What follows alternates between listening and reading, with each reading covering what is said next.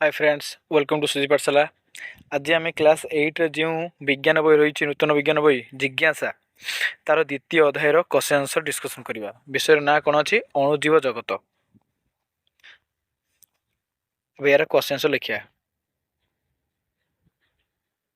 Question एक कौन देती एक कषर विभिन्न अंश तले दिखाई पार्श्वस्थ चित्र उपयुक्त स्थान में सेगुड़िक लेख है कौन देती नियष्टि कष जीवक हरितलवक कष झिली कषबृत्ति न्यूक्लियड ए सब लिखाई कौटी कौटी कौटी रही सब लिखापी कही एमती 1 नंबर 2 नंबर 3 नंबर पाखर केत नंबर देखिए 9 नंबर पर्यंत एवं यार क्वेश्चन आंसर आम लिखा। देखो 1 नंबर को सजेक जब आम लिखा आगे किए आगे न्यष्टि कष जीवक हरित लवक कष भीर्ति कष झिल्ली आसो न्यूक्लियड। तो 1 नंबरटा आम सजेक रखीदेलु। एवं सी कही 2 नंबर 2 नंबर कही आनंद दुईटी परीक्षा नली नहीं सेगुड़ी को क ख भाव चिन्हित कला। से प्रत्येक परीक्षा नली 2 चामच लेखाएं चीनी द्रवण पकाइला। परीक्षा नली खे से 1 चामच ईस्ट पकाइला। तापर से प्रत्येक परीक्षा नली मुहरे दुईटी अल्प फुला जाइथिबा बेलून बांधिदेला। तापर से यह नहीं सूर्य किरण को दूर एक उष्म स्थान में रखिला। एबे 1 परीक्षा करते कही 3-4 दिन पर कौन हेब बोली तुम्हें अनुमान करुच। से देखला जे परीक्षा नली खे सहित संलग्न बेलून फुली जाइथिला। यार संभाव्य कारण कौन हो पारे? परीक्षा नली खे पानी बाष्पीभूत हो गला एवं बेलून को जलीय बाष्प पूर्ण कला। ऑप्शन बी रे कौन देछि उष्म वायुमंडल परीक्षा नली ख भितर थिबा वायु को विस्तारित कला जहाँ बेलून को फुलाइला। ऑप्शन 3 दिखाई ईस्ट परीक्षा नली ख भितर एक गैस उत्पादन कला जहाँ बेलून को फुलाइला। ऑप्शन डी देछि चीनी उष्म पवन सहित प्रतिक्रिया करी एक गैस उत्पादन कला जहाँ बेलून को फुलाइला। तो 4टा भितर ऑप्शन किरा ठीक ना ऑप्शन सी ईस्ट परीक्षा नली ख भितर एक गैस उत्पादन कला जहाँ बेलून को फुलाइला। बुझिपारल। एबे 2 देखिए 2 क्वेश्चन कौन देछि से आउ एक परीक्षा नली नेला जार 1/4 अंश चून पानी पूर्ण थिला। से परीक्षा नली खरु बेलून को एपरी भाव में बाहर कला जेपरी बेलून भितर थिबा गैस बाहर को जाई पारिबो नाही। सेही बेलून को चून पानी थिबा परीक्षा नली मुहरे बांधिदेला एवं ताकू भल भल भाव में हलाइला। से कौन जानबा चाहूँ बोली तुम्हें भावुच? आनंद परीक्षा करने को चाहूला जे उत्पादित गैस अंगारकाम्ल कि नुहे। एठार उत्पादित गैस चूर्ण पानी सह प्रतिक्रिया करी कैल्शियम कार्बोनेट प्रस्तुत करुअछि। फल चूर्ण पानी क्षीर भली वर्ण धारण करुअछि। हैला एटा हमें उत्तर लिखिदेलु। एबे 3 नंबर कही जड़े चाषी क्षेत्र में गहम चाष करुले।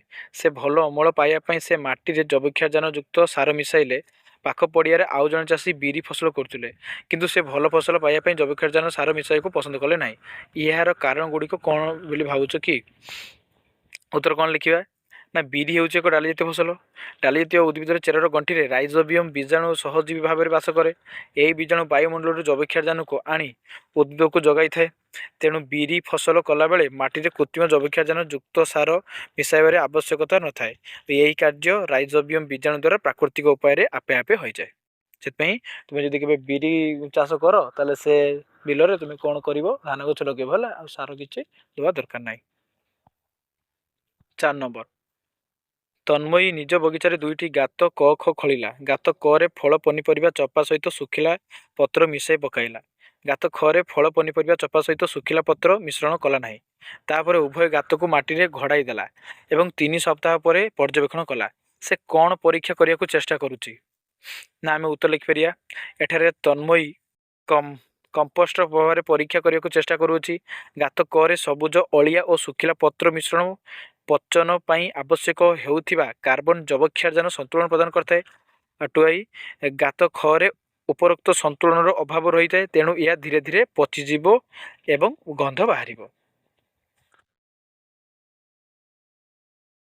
सुतरां यह प्रमाणित होउछि जे कार्बन समृद्ध एवं जैविकजान समृद्ध सामग्री उभय उपस्थित रहिले अणुजीव मानक द्वारा अपघटन त्वरान्वित होउछि। अच्छा 5 नंबर देखिए 5 नंबर से कौन कही निम्नलिखित अणुजीव मान को चिन्हट कर। आईरे देछि मु सब प्रकार परिवेश एवं तुम अंतनली भितर रुहे। मु रुटी एवं पिठा को फुलाई दिए और नरम करे। मु डाली जातीय फसल चेर रुहे और से बुद्धि पोषक जगाई थाए।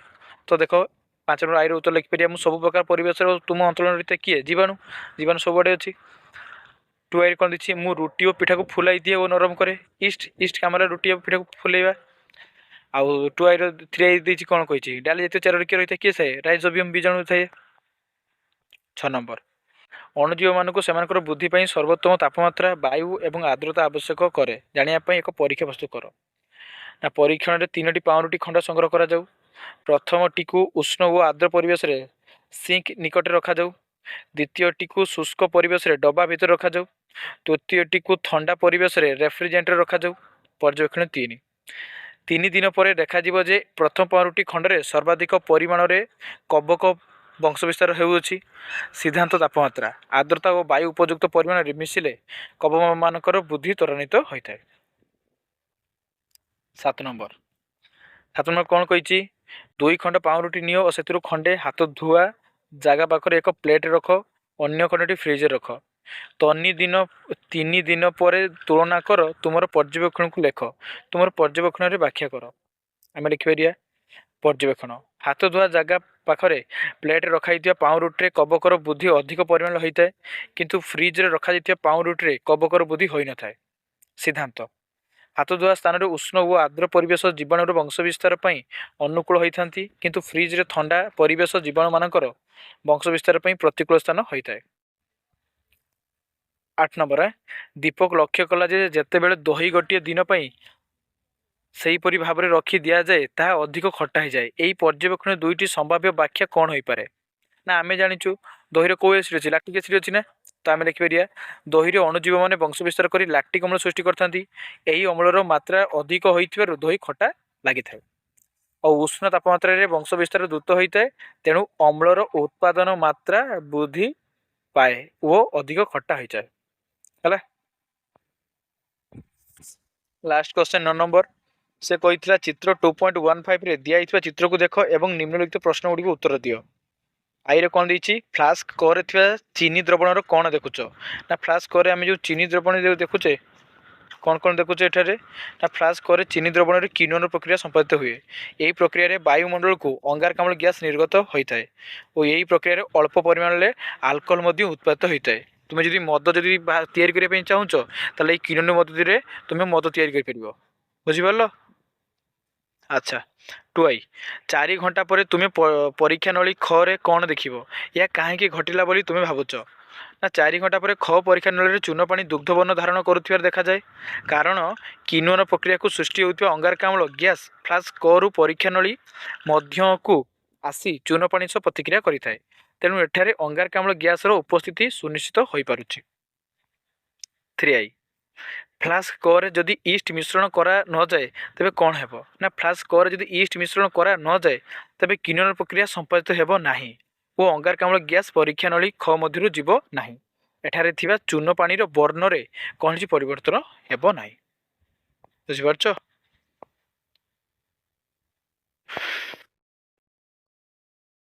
10 नंबर क्वेश्चन कौन थिला आविष्कार डिजाइन और वितर्क कर भारत में बायोगैस उत्पादन एक दीर्घ इतिहास अच्छी आमर सर्वपुरातन बायोगैस प्लांट मध्यरु गोटे 1850 दशक शेष भाग में स्थापित होता भारत सरकार नूतन एवं नवीकरण योग्य शक्ति मंत्रालय द्वारा आरंभ होता बायोगैस कार्यक्रम विषय तथ्य संग्रह कर ना बायोगैस प्लांटर गठन अम्लजान अनुपस्थित जैव पदार्थर विघटन द्वारा निर्गत गैस मिश्रण को जैव गैस कहुए विशेष क्षेत्र में गोबर एवं यही गैस मिलूँ यह गोबर पारंपरिक पदार्थ भाव व्यवहार कर साधारणतः गोबर गैस बोली कहुए मन रखते छपने गोबर जो गैस बाहर ताकू मिथेन गैस कहते हैं गोबर गैस प्लांटर गठन गोबर गैस प्लांटर निम्नलिखित अंश रही है यथा प्रवेश पात्र डाइजेस्ट कूप धातु निर्मित ड्रम और निर्गत नली थैंक यू।